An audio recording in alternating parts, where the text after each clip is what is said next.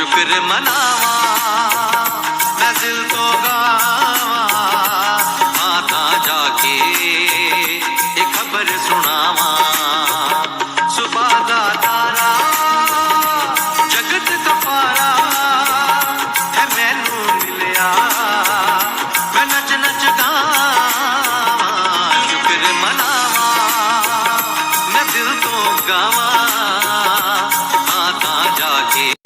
चाहे हम मसीह में आ जाएं, मसीही जीवन में चलने लगे, तब भी वो चुनौतियां आती रहेंगी, परेशानियां आएंगी, तूफान आएंगे, मुश्किलें आएंगी। ऐसा नहीं है कि मसीही जीवन में हमारे पास परेशानियां नहीं आती हैं, हमारे सामने तूफान आते हैं, बल्कि यूं कहें ज्यादा आते हैं। उसके पीछे वजह भी है, वो भी आप जानते भी होंगे और थोड़ी सी वजह शेयर भी करेंगे। आप हमारे जीवन में परीक्षाएं आती हैं और जब भी परीक्षा आती है हम परेशान होते हैं, हम चिंतित हो जाते हैं, हम घबरा भी जाते हैं। कई बार हमारा विश्वास जो है वो भी थोड़ा थोड़ा डगमगाने लगता है और हमें लगता है शायद इस काम को हम कर नहीं पाएंगे। पिछला काम तो हो गया था, लेकिन ये वाला काम थोड़ा सा ज्यादा मुश्किल है, ये नहीं हो सकता। इस पहाड़ पर चढ़ना मेरे लिए मुश्किल है, इस चुनौती को पार पाना मेरे लिए मुश्किल है। बहुत बार ऐसे हालात हम में से हर एक के जीवन में आते हैं। चाहे बच्चा स्कूल में स्टडी कर रहा है उसके लिए भी वो हालात आते हैं, चाहे कोई व्यक्ति जॉब कर रहा है उसके लिए भी आते हैं, चाहे कोई सेवकाई में है उसके लिए भी वो चुनौतियां आती हैं, परीक्षाएं आती हैं, टेस्ट आते हैं। और टेस्ट के आने के पीछे यही वजह होती है कि खुदावंद हमारे द्वारा उसके नाम की महिमा लेना चाहता है और वो हमें ऊंचा करके दिखाना चाहता है कि ये मेरा बेटा और मेरी बेटी।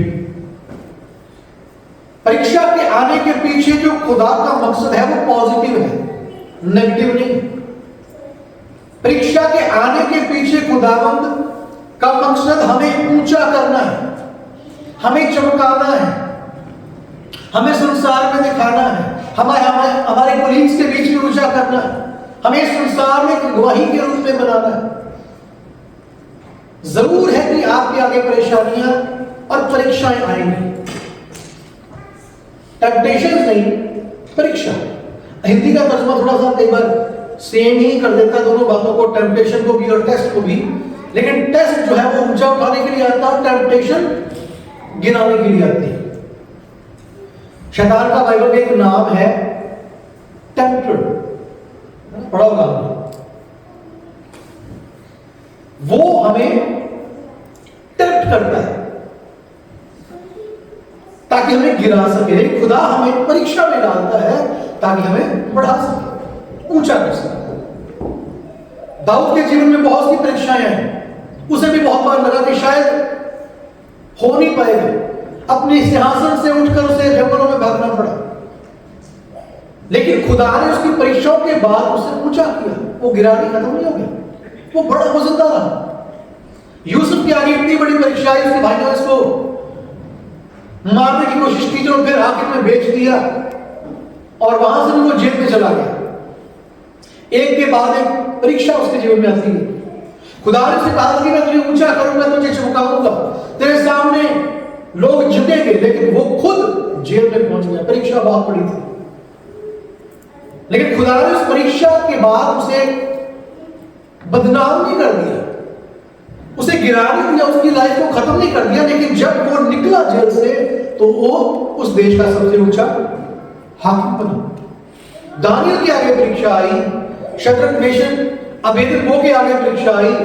बहुत से लोग बाइबल में आप देखते हैं, जिस व्यक्ति के आगे खुदा के भक्त, खुदा के बेटे और बेटी के आगे, जिसके आगे भी परीक्षा आई, उसके बाद उसका स्तर बढ़ा था, घटा नहीं था। चाहे वो अय्यूब का नाम लेने, कोई भी ले।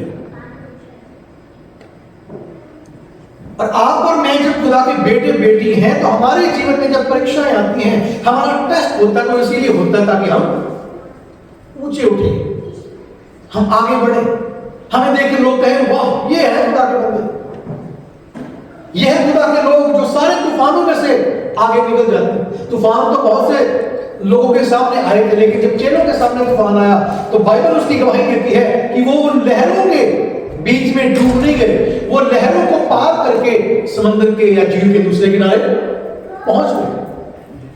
लाल समंदर तो बहुत बड़ा, बहुत भयानक इसराइलियों के सामने आया, लेकिन गवाही ये लिखी है कि वो उस लाल समंदर में से पार होकर आगे चले गए। बस हमारा प्रति उत्तर उस परीक्षा में क्या है वो बड़ा मैटर करता है। यहां एक व्यक्ति के बारे में हमने पढ़ा न्याय 7 में, जिसका नाम गिदोन है। साधारण सा किसान है, बिल्कुल साधारण सा किसान, बहुत कोई बड़ा किसान नहीं है। किसान भी अलग अलग तरीके के, कोई बहुत बड़े जिम्मेदार होते हैं, हमारे देश में भी हमने देखा है, और उन जिम्मेदारों की पहुंच बहुत दूर तक होती है, बड़े लोग उनको जानते हैं। लेकिन ऐसा जिम्मेदार ये नहीं, छोटा सा किसान है, अपने खेत में काम करके जो कमाई होती है वहां से अपने घर में लाकर अपने बच्चों का पालन पोषण करता है। वो अपनी गवाही खुद देता है कि मैं कोई बहुत बड़ा बंदा नहीं, मैं साधारण सा व्यक्ति हूं, मैं लीस्ट हूं। वो ये कहता है, और वो बंदा आज भी मिद्यानियों के डर से, क्योंकि मिद्यानी जब आते थे फसलें बर्बाद कर देते थे, क्योंकि उस समय जो युद्ध होते थे या एक विरोधी देश एक देश को जब कैप्चर करने की कोशिश करता था तो उनका एक बड़ा जो तरीका होता था कि वो उनके देश की फसलों को बर्बाद कर देते थे। जब फसलें बर्बाद हो जाती थी तो इस मुल्क के लोगों के पास खाने के लिए खत्म हो जाता था, तो भूखे मरने से अच्छा वो उनकी गुलामी स्वीकार कर लेते थे। बहुत तरीके थे उन दिनों में युद्धों को जीतने के। उनकी पानी की सप्लाई बंद कर देते थे, उनका खाना पीना जो है वो बंद कर देते थे, चारों तरफ से घेर लेते थे शहर को और कोई अंदर बाहर जा नहीं सकता, मतलब उनका जो कनेक्शन था वो काट देते थे। और इस समय भी मिद्यानियों ने इसराइलियों के साथ ऐसा ही किया है कि उनकी फसलों को बर्बाद किया। जो थोड़ी बहुत फसल बची हुई है उसमें से गिदोन जो है वो गेहूं को झाड़ रहा है, बहुत बड़ी मुश्किल में हो, विपत्ति का सामना कर रहा है। अच्छे दिनों में नहीं है, वो उसके बुरे दिन चल रहे हैं, हम ये कह सकते हैं। इंसानी सोच में उसके दिन बुरे चल रहे हैं, पूरे इलाके में डर छाया हुआ है, मौत सर पे मंडरा रही है, खाने के लाले पड़े हुए, परिवार में बच्चों का पालन पोषण करने के लाले पड़े हुए, बहुत बड़ी चुनौतियां उसके सामने। उस वक्त खुदा का दूत उसके पास आकर कहता है, हे शूरवीर योद्धा, पहले तो देखता भी शूरवीर योद्धा कौन है यहां पर, मैं तो नहीं। और खुदा उससे जो मुख्य बात यह कहता है कि तू इस्राएलियों को मिद्यानियों के हाथों से छुड़ाएगा। वो कहता है खुदावंद, अभी तो मैं अपने बच्चों को बचाने की कोशिश कर रहा हूं, अभी तो अपनी जान के मुझे लाले पड़े हुए हैं, अपने बच्चों का पेट भरने के लिए मैं ये मशक्कत कर रहा हूं। और मैंने खुदा आपको यह भी बोल दिया कि मैं लीस्ट हूं, सारे कुल में से मैं सबसे नीचे रहने वाला बंदा हूं, सबसे पीछे मैं हूं। और खुदा मुझे तलवार तो नहीं आती, मैं हल चलाने वाला बंदा हूं, मैं योद्धा नहीं हूं, मैंने कभी तैयारी नहीं की लड़ाई करने की, सिर्फ अपने परिवार को रोटी खिला सकता हूं, इतना काम कर सकता हूं। एक ऑलरेडी बंदा परेशानी में है, दूसरी उस पर और चुनौती आ पड़ी कि उसे अपने लोगों के लिए लड़ना, जो काम उसने कभी किया नहीं, और उसे लगता कि ये हो नहीं सकता, असंभव है। तो कई बार बंदा फ्री माइंड हो ना, उस समय कोई प्रोजेक्ट हमारे पास आए, उसे करना आसान है। एक बंदा फ्री माइंड बैठा है, उसके पास कोई काम करने के लिए कोई बड़ा टारगेट उसके पास आ जाए, या कह दें उसमें टेस्ट ही आ जाए, तो वो उसको हल कर सकता है। लेकिन अगर कोई व्यक्ति अपनी लाइफ में पहले ही स्ट्रगल कर रहा है, पहली चुनौतियों से घिरा हुआ, उस पर उसके ऊपर एक और बड़ी चुनौती उसके ऊपर आ जाए, जितनी थी पहले उससे भी बड़ी आ जाए कि तुझे युद्ध करने के लिए जाना है, तो उस व्यक्ति की हालत क्या होगी, वो ये वही व्यक्ति समझ सकता है। हो सकता हमारे बीच में भी ऐसा कोई हो कि वो जो बहुत से तूफानों से और विपत्तियों से घिरा है ऑलरेडी, और उसे खुदा कुछ और उसमें ऐड करने के लिए बोल रहा हो, ये भी करना है। और नॉर्मल इंसान होने के नाते उसके हाथ खड़े होकर कहता है, प्रभु मेरे लिए मुश्किल है, मैं नहीं कर सकता, चलो बात आगे बढ़ती। और वो राजी हो जाता है, ठीक है खुदा खुदा कहता है तुझे जाना है, तुझे काम करना है, मैं तेरे साथ हूं, मैं जय दूंगा। सब कुछ सारी बात होने के बाद कहता ठीक है खुदावन, चिन्ह लेता खुदा से वो, खुदावन मुझे चिन्ह चाहिए कि मुझे पता चल जाए, कन्फर्म हो जाए खुदावन तू ही मेरे साथ बात कर रहा है, तू मेरे साथ जाएगा। खुदा चिन्ह भी देता, उसको पूरी तरीके से कन्फर्म कर देता। अब बात आई है कि वो सेना बहुत बड़ी है,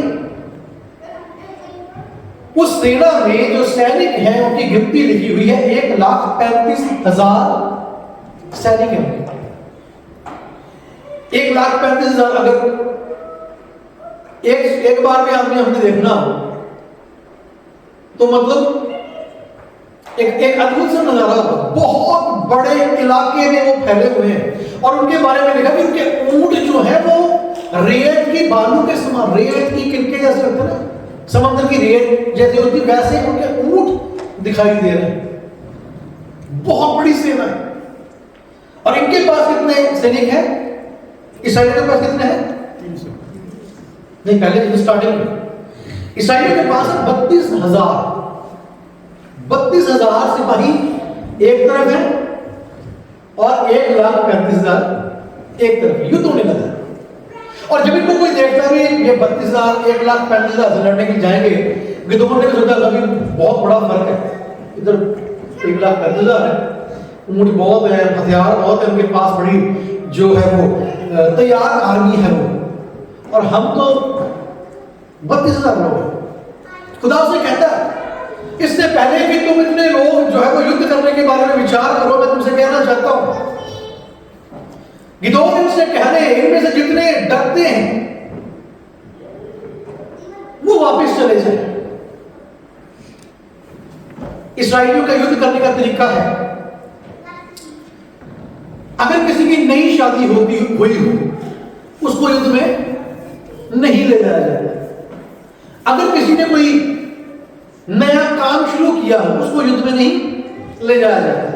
अगर कोई डर के बारे में कहते मैं नहीं लड़ा जाता, डरता है कोई, उसको युद्ध में नहीं ले जाया जाता। उनका तरीका है युद्ध करने का, पहले समय से ये तरीका अपनाते हैं।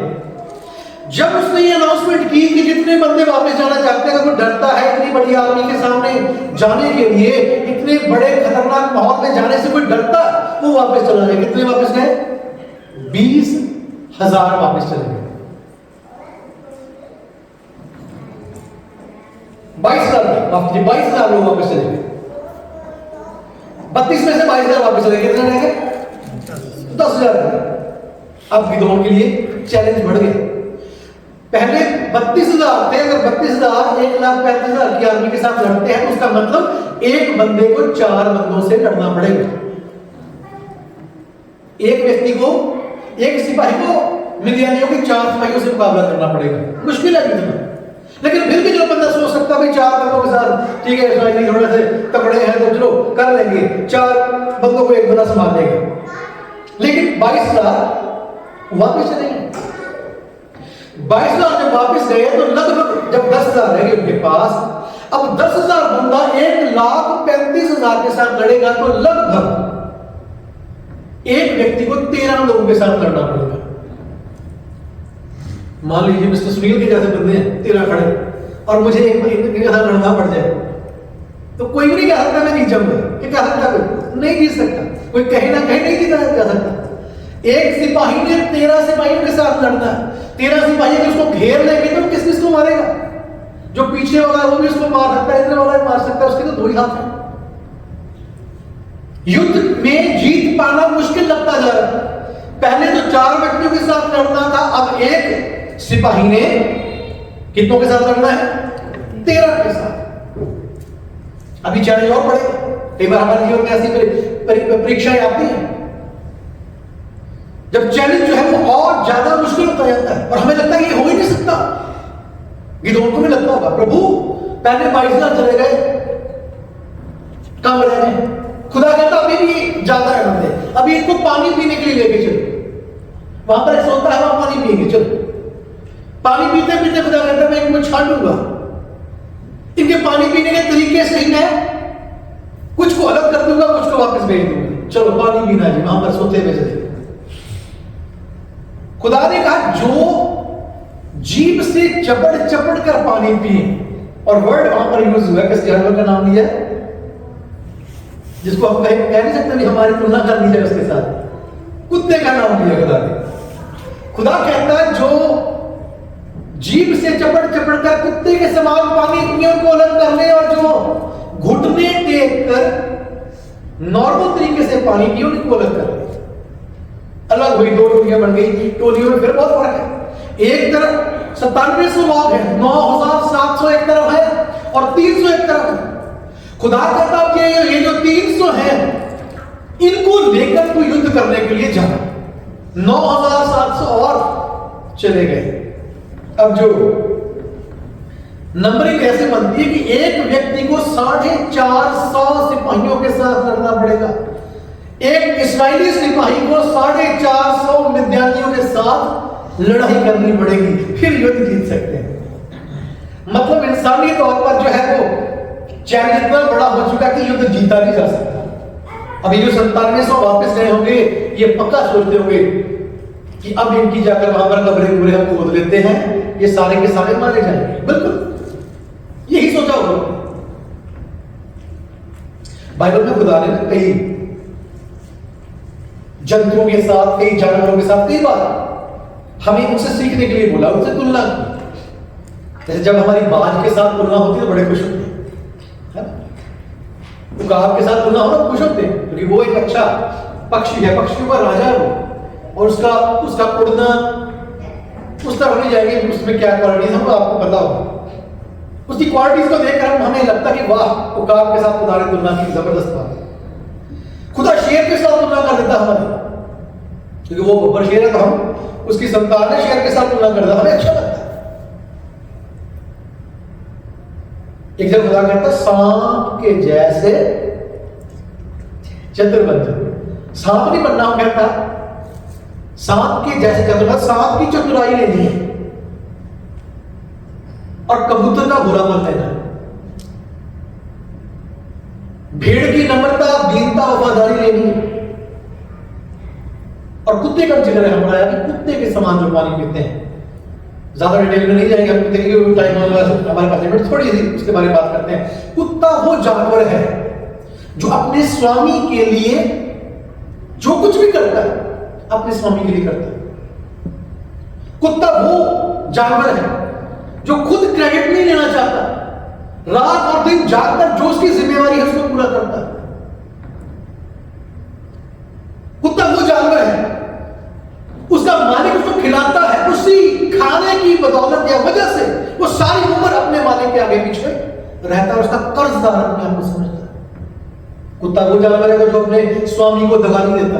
हमारे घर में कुत्ता था इंडिया में, और मैंने उसकी जो क्वालिटीज को देखा।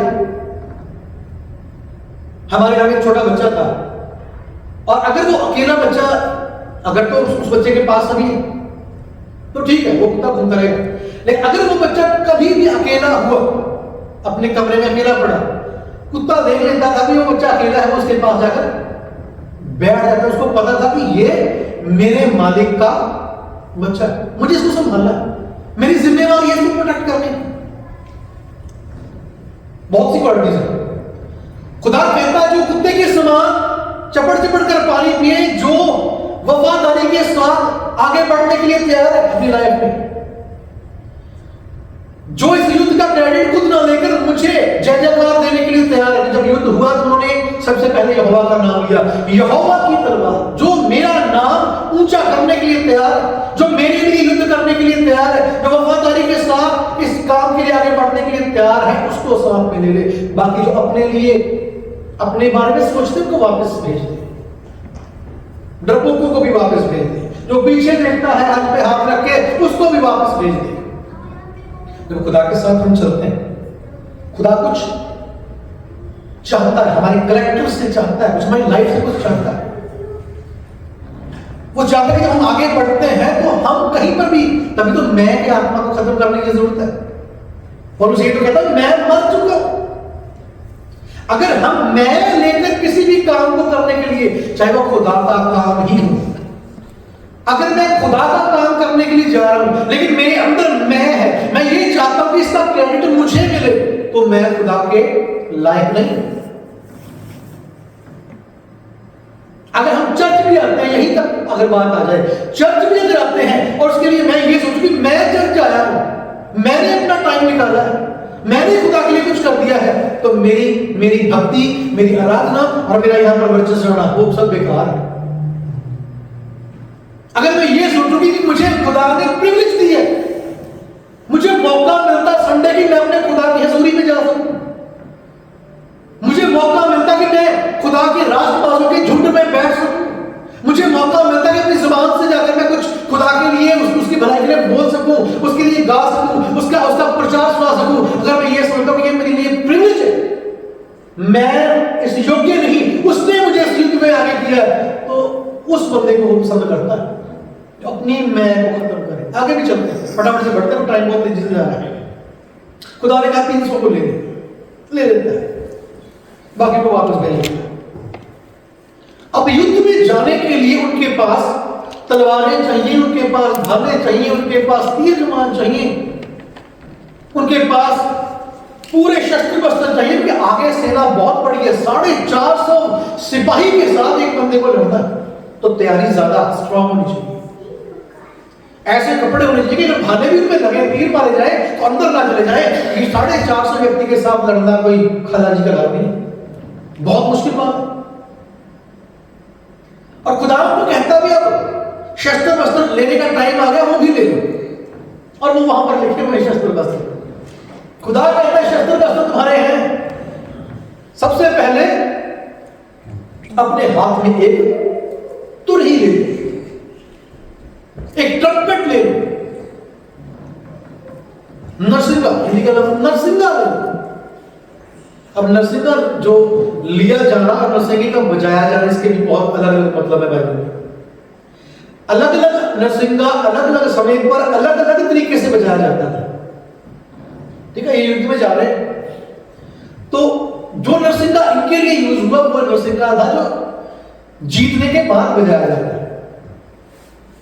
एक नरसिंगा होता था जब कोई हमला होता था तब वो बजाया जाता था, अलग आवाज में बजाया जाता था।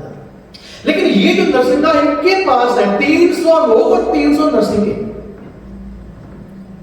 और ये नरसिंगा है जीत का नरसिंगा। खुदा कहता है वो नरसिंगा तुम ले लो जो जीतने के समय बजाया जाता है।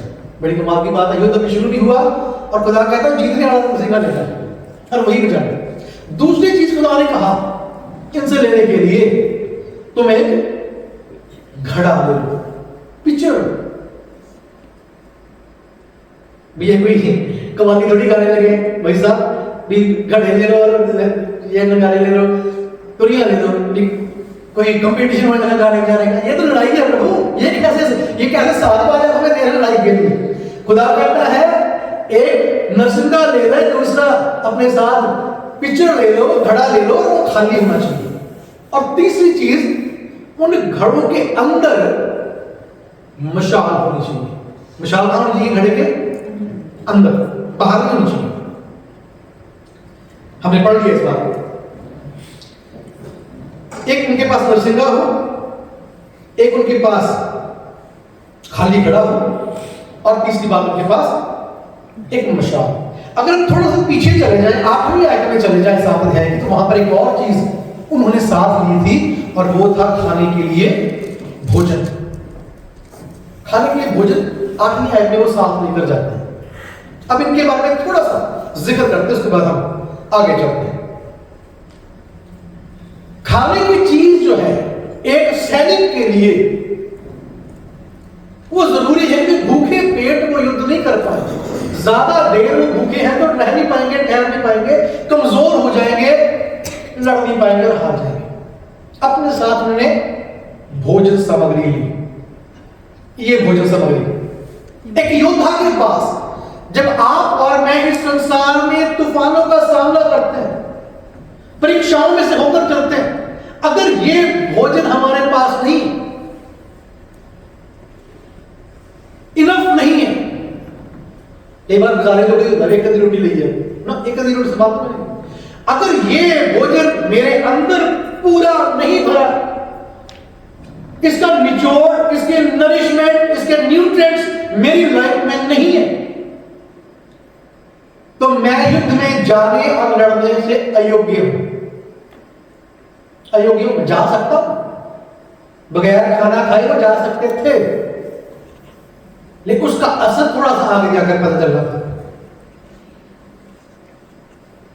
कई लोग आज अपनी लाइफ में अपने तूफानों का सामना कर रहे हैं, चुनौतियों का सामना कर रहे हैं, परीक्षाओं में से होकर गुजर रहे हैं, स्ट्रगल कर रहे हैं, एक के बाद एक परीक्षा आ रही है, कमजोर पड़ते जा रहे हैं। हमें जांचना है कि उसकी वजह यह तो नहीं कि बगैर रोटी खाए ही हम आगे बढ़ते जा रहे हैं। इस रोटी के बगैर ज्यादा लड़ नहीं पाएंगे, कुछ समय तक लड़ लेंगे, लेकिन जैसे जैसे इस रोटी की ताकत हमारे अंदर कम होती जाएगी हम हारने लगेंगे। अगली चीज,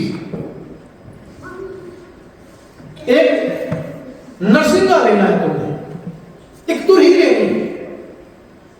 अब एक पलटन के पास एक तुरही होती थी। सिपाहियों गिनती कितनी है, कितने लोग लड़ने के लिए जा रहे हैं? 300 लोग। एक पलटन में एक तुरही लिए बंदा होता था। जब युद्ध के लिए जाते थे, एक पलटन, एक टुकड़ी के पास एक तुरही होती थी। 300 तुरहियों का मतलब है कि 300 पलटन युद्ध करने के लिए जा रहे हैं। उनको नहीं पता कितने बंदे आ रहे हैं लड़ने के लिए, जो विरोधी हैं उनको नहीं पता, वो बैठे हुए हैं। लेकिन अगर एक तुरही एक पलटन के पास होती है, अगर 300 तुरहियों की आवाज एक साथ आए, तो सर आप क्या समझेंगे कितने लोग लड़ने के लिए आ रहे हैं? मतलब 300 पलटनें लड़ने के लिए आ रही है। खुदा एक बंदे को ही हजारों और लाखों के समान इस्तेमाल कर सकता है। खुदा एक तुरही की आवाज को इस्तेमाल कर सकता है लाखों के बीच में। खुदा दुश्मन के खेमे में कंफ्यूजन डालने के लिए 300 तुरहियों को 3000 3 लाख तुरहियां दिखा सकता है। हमारे खुदा की ताकत है। इसलिए खुदा जब कुछ कहे, मैं 300 तुरहियां फूंक रहा, उसका मतलब खुदा कुछ बड़ा करने वाला है, हमें फूंकने के लिए तैयार है। तुरही का मतलब क्या है? जल्दी से आगे बढ़ते। तुरहियां लेने के लिए खुदा ने उनको बोला कि तुम्हारे पास तुरही होनी चाहिए। उसका मतलब है कि हमारे पास एक जिंदा विश्वास होना चाहिए, जो बोलने वाला विश्वास हो। हमारे मुंह में खुदा का कलाम होना चाहिए। जब हम युद्ध के लिए जाएं, हमारे मुंह से कोई भी दुनिया की कोई भी नकारात्मक बात ना निकले। उन चुनौतियों में हमारे मुंह से सिर्फ और सिर्फ तुरही की आवाज, जय की ध्वनि हमारे मुंह से निकले। और जय की तुरही, जय की ध्वनि का मतलब है खुदा का जयवंत कलाम आपके और मेरे मुंह से निकलना चाहिए। जब यीशु मसीह को विल्डरनेस में परखा गया, दुष्ट आया टेम्प्ट करने के लिए, यीशु के मुंह से क्या निकलता था? कलाम। जो भी उन्होंने बात बोली वो कलाम से बोली। और यही युद्ध को जीतने का तरीका है।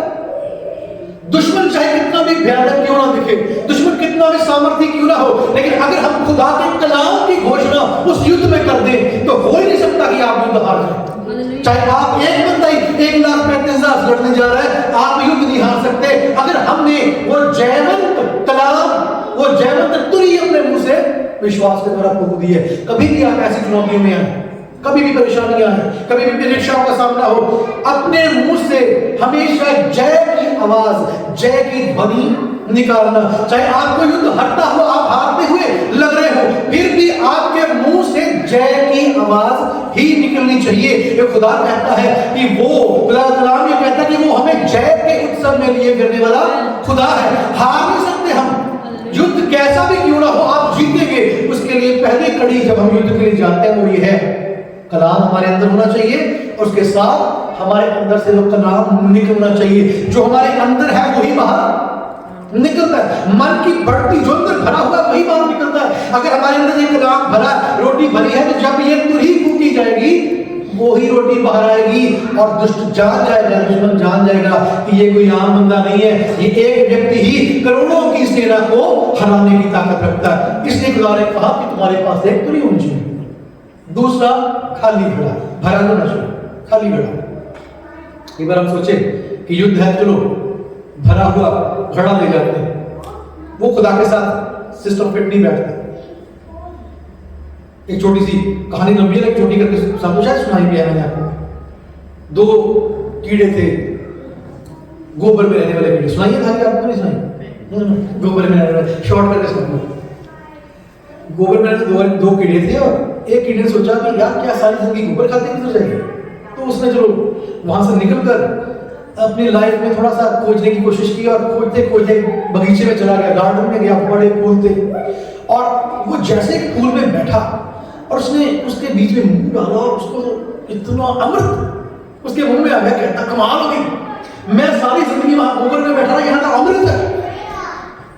और शॉर्ट कर देता हूँ, सीधा अपने दोस्त के पास जाता है, कहता है यार मेरा दोस्त भी है, वो आदमी गोबर में होगा, गोबर खा रहा होगा, उसको क्यों ना बचाऊं। उसको लेके आता है, कहता भाई मुझे अमृत मिल गया, तू भी अमृत मिले। कहता नहीं यार अमृत कहाँ से मिल गया, जो मेरी रोज का टिफिन लगा हुआ है वो भी खराब ना कर देना, मैं गोबर में बैठा गोबर खाता हूँ, ये भी नहीं जाता। नहीं नहीं कहता भाई मुझे अमृत मिल गया, देख मेरी शक्ल सूरत मेरे मैं बदल गया। कहता यार बदल तो गया, ले जाता उसको कहता ट्राई कर, फूल में बिठाता है, वो काफी देर लगा रहता है, सर नहीं उसको स्वाद आता, उसको गोबर का स्वाद नहीं आता। वो बार बार कहता हम इसमें ट्राई कर, दूसरे फूल में, कहता नहीं मुझे तो गोबर का स्वाद आता। कहता तो आपकी बात है, मैं इस फूल में बैठता हूँ मुझे अमृत मिलता है, तुझे इसमें से भी गोबर का स्वाद है, चक्कर क्या है। वो कहता एक बार अपना मुंह खोल, वो मुंह खोलता है तो गोबर भरा होता है, तो वो उसे पूछना, कहता है यार तुझे मैं अमृत पीने के लिए लेके आया हूँ, तो आज अभी भी गोबर मुंह में डाल रखता है, तो अभी भी गोबर ही मुंह में रखकर बैठा। वो कहता है यार मैं इसलिए गोबर ले आया, मैंने सोचा कि कहीं भूखा ना मरवा दे, इसलिए टिफिन साथ ही पैक करके ले आया था मैं कि मेरे पास खाने के लिए कुछ ना कुछ हो। खुदा के साथ इस तरीके से नहीं चल सकते भी घड़ा भरा हो, पैनी रखा हुआ है और फिर खुदा के साथ चले, नहीं। खुदा कहता है तुम्हारा घड़ा खाली होना चाहिए। घड़ा ये हमारा शरीर घड़ा, हमारा जिस्म घड़ा, इसको खाली करना है। जो कुछ भी इसके अंदर दुनिया का है इसे निकालना है। युद्ध में जाने से पहले ये घड़ा खाली होना चाहिए। अगर घड़ा भरा युद्ध में जीत भी पाएंगे। कुछ भी लगा लीजिए दुनिया का इसमें अगर है, उसमें चिंता भी है, उसमें फिक्र भी है, उसमें बुराइयां भी है, उसमें लालच भी है, उसमें घमंड, जो कुछ भी दुनिया से जुड़ा है, जब खुदा के मार्ग पर हम चले हैं तो उस घड़े को हमें खाली करना पड़ेगा। गिदोन के अंदर डर था, लेकिन इससे पहले भी वो युद्ध में जाता, खुदा ने उसके अंदर से डर निकाला। समय की वजह से मैं फटाफट जा रहा हूं। जब वो जाता है उस विद्यालय कैंप में, तो वहां पर बात सुनता है कि वो लोग बातें कर रहे हैं भी ऊपर से एक रोटी लुढ़कती हुई आई, सपना देखी है, और वो हमारे इसमें आकर झुंड में लगी और हमारा जो सारा खैमा था वो गिर गया। और वो दूसरा बंदा कहता है कि ये गिदोन होगा। अब गिदोन को तो कोई जानता है, लीस्ट बंदा है किसान, लेकिन उस आर्मी में उस कैंप में गिदोन का नाम ऑलरेडी लिया जा रहा है। तो जो डर था इसके अंदर, जो घमंड से भरे हुए थे, जो अलग अलग चीजें अपने साथ लेकर युद्ध में जाना चाहते थे, खुदा ने सबको भेजा और इनको कहा वही बंदे जाएंगे जो खाली करके अपने आप को जाना। तो कई जगह पर खुदा खाली बर्तनों को भी इस्तेमाल करता है। खाली बर्तनों के लिए इस्तेमाल करता है। क्योंकि यीशु से कहा एक जगह दुष्ट आत्मा निकालने की बात हुई, यीशु कहते हैं ऐसी किस्म जो है ये बगैर उपवास और प्रार्थना के नहीं निकलती। अब घड़ा खाली करना एक अलग विषय है, पूरा विषय है। इस लेकिन यहां पर थोड़ी सी बात बताते हैं। घड़ा खाली करने का पहला मतलब है दुनिया के हर भय, डर, शक, शंका को, हर एक बुराई, हर एक अपनी जो इच्छा है उसको निकाल कर अपने आप को खाली करना। और जब खाली कर लिया तो वो जलती हुई मशाल उस घड़े के अंदर होनी चाहिए, अंदर होनी चाहिए। अगर मशाल बाहर हवा के झोंके उस मशाल को बुझा देंगे। मेरे भाई ऐसे अगर मशाल तूफान चल रहा और मैं बाहर ऐसे मशाल लेकर खड़ा हो जाऊं, बुझ जाएगी। कितनी देर चलेगी? बुझ जाएगी, ज्यादा देर नहीं निकालेगी। इसलिए मशाल घड़े के अंदर रखनी है। थोड़े से शब्दों में इसके बारे में बता देता हूं, उसके बाद हम प्रार्थना करते हैं। जो खुदा ने आत्मा हमें दिया है, जो खुदा ने अनॉइंटिंग हमें दी है, बहुत से लोग आज अनॉइंटिंग को ऐसे ही फेंटते करते हैं, दिखाते करते हैं मैं बड़ा नाटू खाऊं, मैं बहुत खुश हूं। अनॉइंटिंग और जो खुदा की स्पिरिट है उसको बहुत संभाल कर रखने की जरूरत है। और वो खाली घड़े में ही संभली रहती है। अगर घड़ा खाली है ना तभी वो संभली रहती है। खुदा ने जो अनॉइंटिंग हमें दी है वो बहुत बहुत वैल्यूएबल है। खुदा ने जो आत्मा हमें दी है उसकी कोई कीमत नहीं, कीमत से बाहर। इसलिए हमें अपनी जिंदगियों को खाली करके उस कलाम से भर के उस मसा और उस आग को अपने अंदर हमेशा बनाकर रखना है। बाइबल में लिखा है वेदी पर आग हमेशा जलती रहे। आत्मा की आग को कभी बुझने नहीं देना हमें, और वो आत्मा की आग इसी के द्वारा जलती है। वो आत्मा की आग उपवास के द्वारा जलती है, वो आत्मा की आग आराधना के द्वारा जलती है, खुदा की संगति में रहने से वो आग जलती है। तैयारी की उन्होंने, भोजन सामग्री ली, अपने हाथ में तुरियां लेकर, खाली घड़े और मशाल लेकर युद्ध के लिए चल पड़े। बहुत बड़ी आर्मी है, लेकिन क्या किया उन्होंने? नरसिंगा फूंका, जय का नरसिंगा फूंका। पहली बात 310 एक साथ फूके गए और आर्मी में पूरी भगदड़ मच गई। उनको लगा कि लाखों लाख आर्मी ने हमारे ऊपर चढ़ाई कर दी है। थे वो 300 बंदे ही, कोई के पास तलवार नहीं, कोई तीर कमान नहीं, कोई भाला नहीं। 300 बंदों ने घड़ों को एक साथ तोड़ दिया। अपनी जिंदगियों को खुदा के सामने हमें तोड़ना है, अपने आप को शून्य करना है अगर हम जीतना चाहते हैं। तो उन्होंने अपने आप को तोड़ा, उन घड़ों को तोड़ दिया और उस मशाल को लेकर दुश्मन के आगे वो बढ़ गए। मशाल की जो मशाल का इस्तेमाल है वो हमेशा दुश्मन के सामने जाकर करना है, दुनिया के सामने दिखाने के लिए नहीं करना।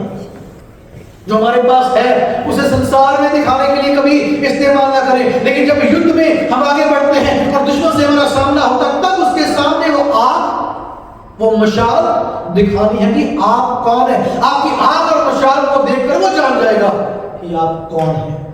घड़ा खाली होना चाहिए, घड़ा टूटना चाहिए, मुंह से हमेशा जयवंत घोषणाएं निकलनी चाहिए, खुदा का जिंदा सामर्थी कलाम निकलना चाहिए, और आपके पास जो खुदा ने मशाल दी है उसको संभाल कर दुनिया में ना दिखाकर जो कुछ करना खुदा के लिए करना, वो वाली बात है। और जब आप युद्ध में जाएं तब शैतान आपकी उस मशाल को देखकर ठहर नहीं पाएगा। लिखा है वो दुश्मन सेना के सामने से भाग गई और उन्होंने 1,35,000 की आर्मी को हराकर एक बहुत बड़ी जीत ली। आज आप और मैं भी हो सकता है कई तरीके के युद्धों में दुश्मन बहुत सामर्थ्य लगता है, परेशानी बड़ी लगती है, गोलियत लगता है, पहाड़ बहुत माउंट एवरेस्ट लगता नहीं कि हम कर पाएंगे। लेकिन खुदा कहता है मेरे बेटे मेरी बेटी, अगर अपनी जिंदगी में जयवंत होना चाहता है, मेरे कलाम को अपने जीवन में लेना शुरू कर दे। बाकी जो चीजें तेरे अंदर है, मैं, घमंड, अहंकार, दुनिया की लालसाएं, दुनिया की इच्छाएं, किसी इंसान पर भरोसा, कोई किसी किस्म का भी डर, किसी किस्म का भी शक, खुदा के कलाम में याकूब उसके 1 अध्याय की 7 और 8 आयत में लिखा है, जो व्यक्ति शक करता है वो ये ना समझे खुदा से कुछ पाएगा। वो लहर के समान कभी उठता कभी बैठता, शक डर सब अपने अंदर से निकालना है। जब खुदा ने कहा आगे बढ़ो, इसका मतलब खुदा हमारे आगे चल रहा है। जब खुदा ने कहा कदम बढ़ा दे, इसका मतलब आवाज खुदा की है। और जब खुदा बोल दे, फिर हमारे अंदर कोई भी डर और शक ठहरना नहीं चाहिए, फिर विश्वास करना है और आगे बढ़ना है। गिदोन ने किया, अपने आप को खाली कर दिया, बिल्कुल खाली होकर सिर्फ खुदा के लिए उन्होंने युद्ध लड़ा। और युद्ध में कहते हैं यहोवा की तलवार, सबसे पहला नाम यहोवा का है, उसके बाद उसके बंदे का नाम आता है यहोवा की तलवार और गिदोन की तलवार। इतना ही उन्होंने अपने मुंह से बोला था, घड़े तोड़ दिए थे, मशालें हाथ में थी और दुश्मन भाग खड़ा हुआ। आपकी समस्या कोई भी हो, आपके सामने ठहर नहीं पाएगी।